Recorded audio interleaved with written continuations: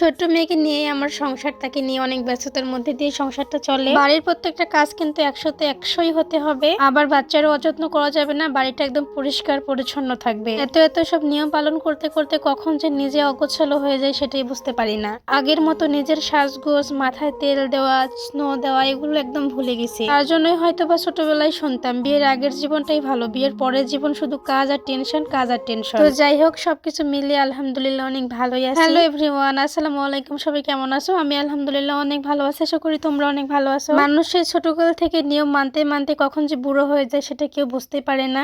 এটা করো না, ওটা করো না, মানে মেয়েদের একটু বেশি নিয়ম থাকে। তুমি মেয়ে বাচ্চা, এখানে যেতে পারবে না। তুমি মেয়ে বাচ্চা, সন্ধ্যার পরে বের হতে পারবে না। তুমি মেয়ে বাচ্চা, এটা পড়তে পারবে না, সেটা পড়তে পারবে না। এত টাকা তোমার কেন প্রয়োজন? এই মানুষের সবকিছুতেই কেন জানি অনেক বাধা, তাই না? বিয়ের আগে শুনতে হয় স্বামীর ঘরে গিয়ে নিজের সকালগুলো পূর্ণ করো, যেখানে ইচ্ছা সেখানে ঘুরে বেড়াও, তখন আর কেউ বাধা দিবে না। কিন্তু বিয়ের পরে দেখা যায় পুরোটাই উল্টা। বিয়ের আগে যত বাধা পেয়েছো এখন তার থেকে ডবল বাধা পাও। বিয়ের পরে প্রত্যেকটা মেয়ের জন্য কাঁধে হাজার রকমের দায়িত্ব এসে পড়ে। দায়িত্বর ভারে নিজের সকাল্লা যেন একদম চাপা পড়ে যায়। তারপরে যখন সন্তান হয় তখন দায়িত্ব, সন্তান দেখাশোনা করা, এগুলো সামলাতে সামলাতে কখন যে বেলা শেষ হয়ে যায় এটা কেউ বুঝতেই পারে না। হয়ে যায় মেয়ে থেকে বউ, বউ থেকে মা, মা থেকে বৃদ্ধ। প্রত্যেকটা মেয়েদের এটাই জীবন গল্প, তাই না?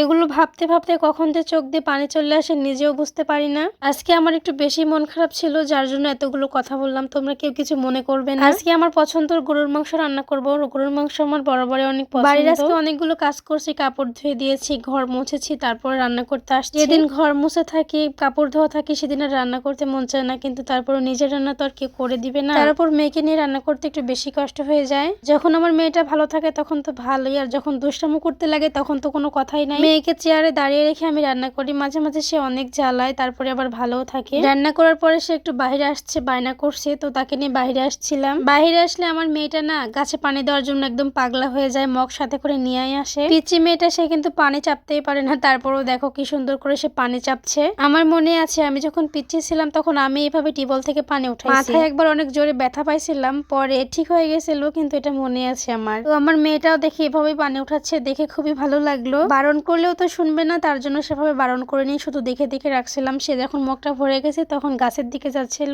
আমার মেয়েটা সবসময় গাছের যত্ন নিতে খুবই পছন্দ করে। আমার মেয়ের কিছু কিছু কাজ দেখলে আমি একদমই অবাক হয়ে যাই। আমি কিন্তু একবারও তাকে বলিনি তুমি গাছে পানি দাও, সে একা একাই টিউবওয়েল থেকে পানি উঠে গাছে দিচ্ছে। মেয়ে বাচ্চারা ছোট থেকে অনেক দায়িত্বশীল হয়, তাই না? যদিও গাছে সেভাবে আগের মতো যত্ন করা হয় না, কয়েকটা গাছই বেঁচে আছে। অনেক ফুলের গাছ ছিল, সেগুলো মরে গেছে। ইনশাল্লাহ সামনে অনেক ফুলের গাছ লাগাবো, তখন তোমরা দেখতে পাবে। তো যাই হোক, আজকে আমি বিদায় নিব। দেখা হবে পরবর্তী কোনো ভিডিওতে। আমার ভিডিওর এতক্ষণ সাথে থাকার জন্য অনেক অনেক ধন্যবাদ। সবাই ভালো থাকো, সুস্থ থাকো। আসসালামু আলাইকুম।